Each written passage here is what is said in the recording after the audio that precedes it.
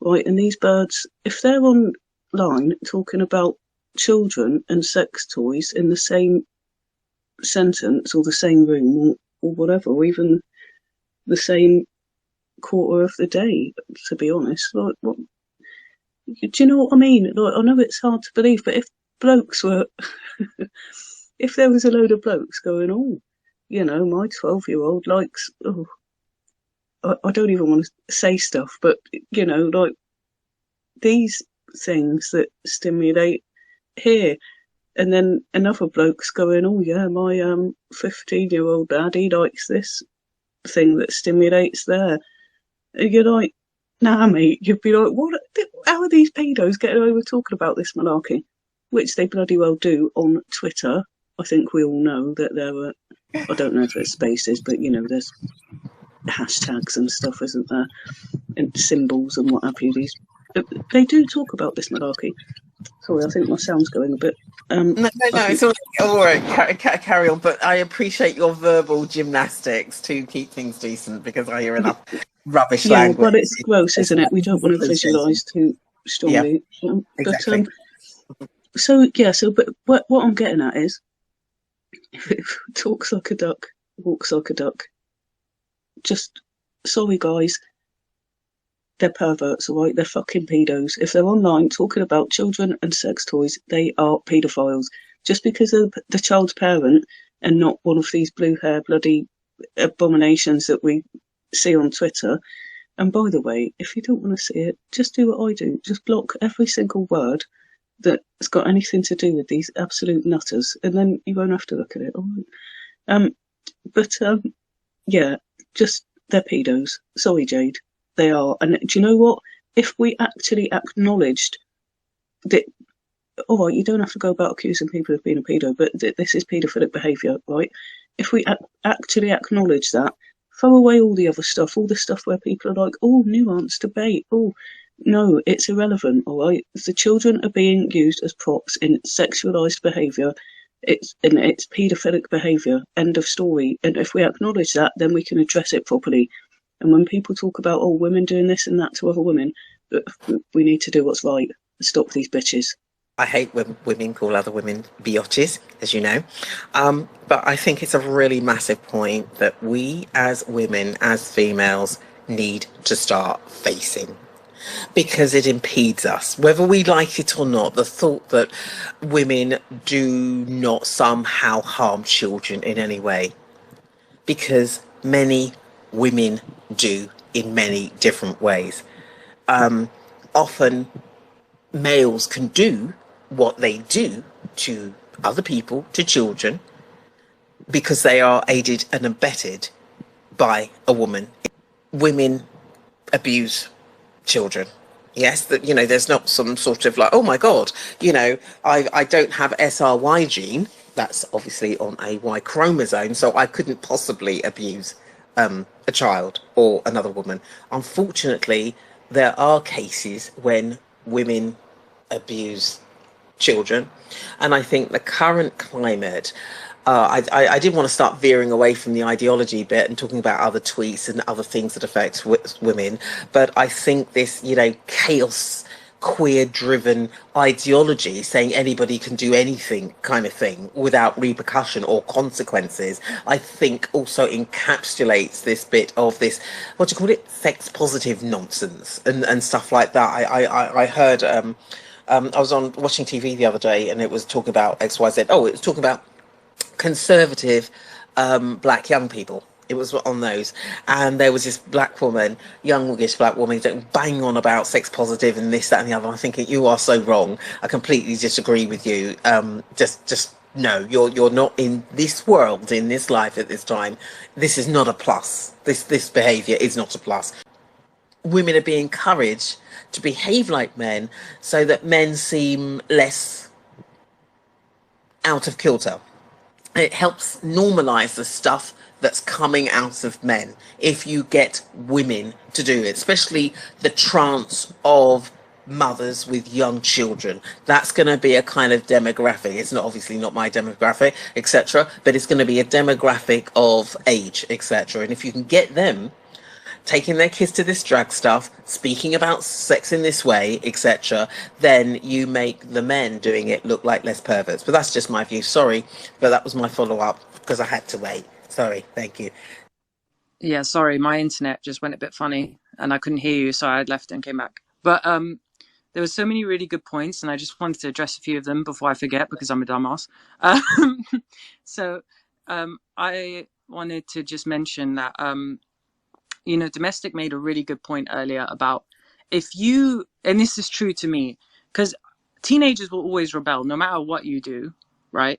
But if you do put in a sort of a background, like a basis of, thoughts of what is gross, what is wrong, not gross, but what is wrong and what is right, even if they rebel at some point in their life, when they get older they slowly revert to it. You'll see that in a lot of different you'll see, for example, I'll use an example. You see how some people, they were really leery when they were young, but then they suddenly go backwards to the religion they grew up in.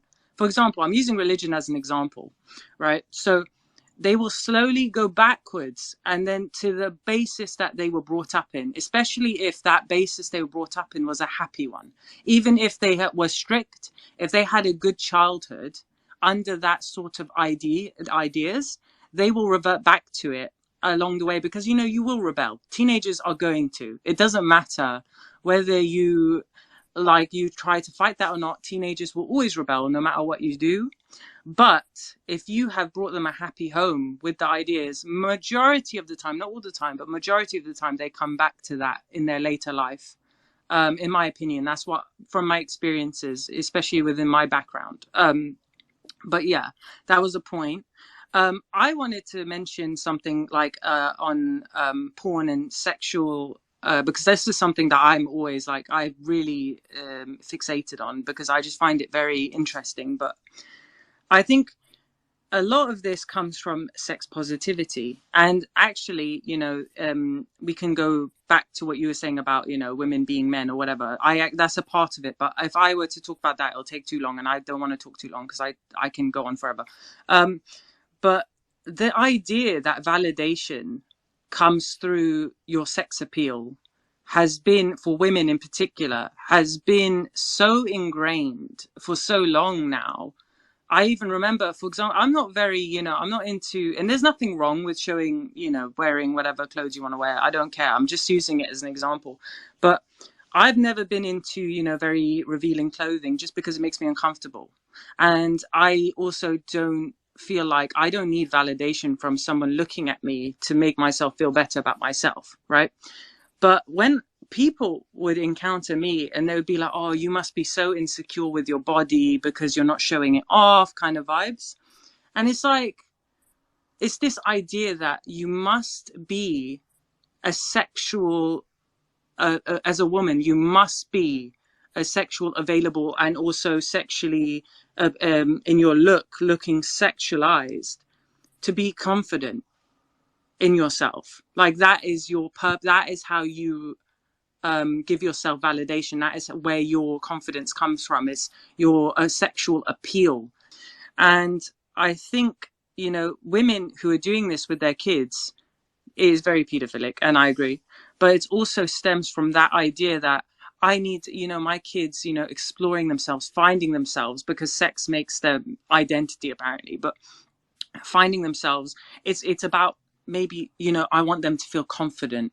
I want them to, like, because that validation is what they think creates confidence in yourself, rather than your, mental capacity, in the sense of what your hobbies, or what you do, or who you hang out with, or what you enjoy. I'm going to be valued if I'm shown being liberal, encouraging my child to discover whatever the hell it is this week, etc. And it's almost like a false frame that we put out there, because there's only men and women on this planet, despite whatever conversation.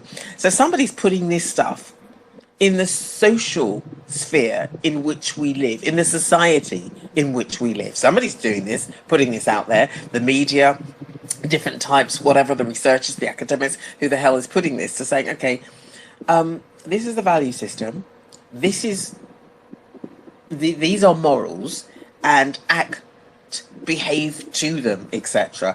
And I think things have really got skewed when we see women taking their kids to drag, whatever it is, drag hour, when we see women talking about I don't know, these kind of toys for their kids. Really weird, and stuff like that. It's because I think they believe they're conforming. They believe this is love. What I would say, I think we've gone off the scale with the amount of stuff that we can retweet, tweet, I think it's got to the point where, yeah, as we discussed sort of an hour ago, we've got to sort of, be minded of what we are tweeting, because if we overload people, they are going to just go numb, like we kind of have to an extent. I think women are doing the whole kind thing. I don't necessarily think that women have sort of generally, there are going to be the odd element of percentage, have paedophilic tendencies or whatever, or sort of, sexual deviances to the extreme. But I think women tend to want to please men. The whole be kind, be kind. I mean, that's been in London Pride this weekend, be kind. So that's what the insidious factions are relying on. Who is raising these men? Yes, I know I've got full sounds. Who is raising these men?